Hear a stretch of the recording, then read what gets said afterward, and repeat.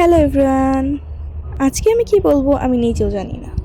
এইটা ছিল একটা র্যান্ডম দিন, যেই দিন ছিল র্যান্ডমও বলা যায় না, কারণ এটা ওয়ার্ল্ড কাপের পরের দিন ছিল। তো ওই দিন বাস টোটালি খালি ছিল, সবাই সারাত খেলা দেখে আর কলেজেই আসে নাই। যার ফলস্বরূপ এত আরামে, মানে এই ফার্স্ট মনে হয় এত আরামে আমি বসে যাইতে পারছি। তারপর ক্যাম্পাসে যাওয়ার পর দেখি ক্যাম্পাসও একদম ফাঁকা, ছেলের সংখ্যা খুবই কম। আমার ক্লাসেও অনেকে আসে নাই, কারণ কেউ আমার মতো পাগল না যে খেলা দেখার পরে সারা জেগে তারপর আবার ক্লাস করতে আসবে। তারপর ক্লাসে ঢুকে দেখি সবাই তো উড়াধুরা পড়াশোনা করতেছে, কারণ আজকে ম্যাম পড়া ধরবে। আর আমি তো কপালে হাত, আমি তো পড়া পারি না, আমার কি হবে।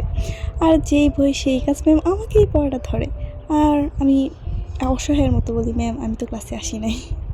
তারপর সেকেন্ড ক্লাসে আমার ফ্রেন্ড লিমা আসে, আর সে সেই ফার্স্ট ক্লাসে পড়াটা ছবি তুলতে থাকে। আর এইদিকে আমি ভাবছি কখন ক্লাস শেষ হবে, কখন আমি বাহিরে বের হব, এত বোরিং লাগতেছিল।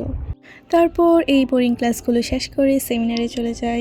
আর আমার ফ্রেন্ড এত ভালো স্টুডেন্ট, সে পড়াশোনা করতেছিল, বাট আমার দ্বারাই পড়াশোনা হবে না ভাই। তারপর আমি আমার শখের কাজ করি, আর্ট করা, যেটা আমার সবচেয়ে বেশি ভালো লাগে। এটা না, আমার সব কিছুই ভালো লাগে ভাই। তারপর আর কি আর্টটা শেষ করে আমি বাসের উদ্দেশ্যে চলে যাই, কারণ আমার বাস ছেড়ে দিবে। আর বাসে বসে আস্তে আস্তে যেতে থাকি।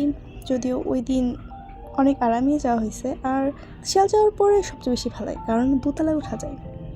আর দোতলা ওঠার পর আমি আবার আর্ট করা শুরু করি, কারণ আমার সময় তো কাটাতে হবে। এখন পড়াশোনা আমার দ্বারা হবে না, আমার দ্বারা আর বাকি সব কাজ হবে। তারপর আর কি এই যেভাবে আস্তে আস্তে চলে আসি ভালো পাই।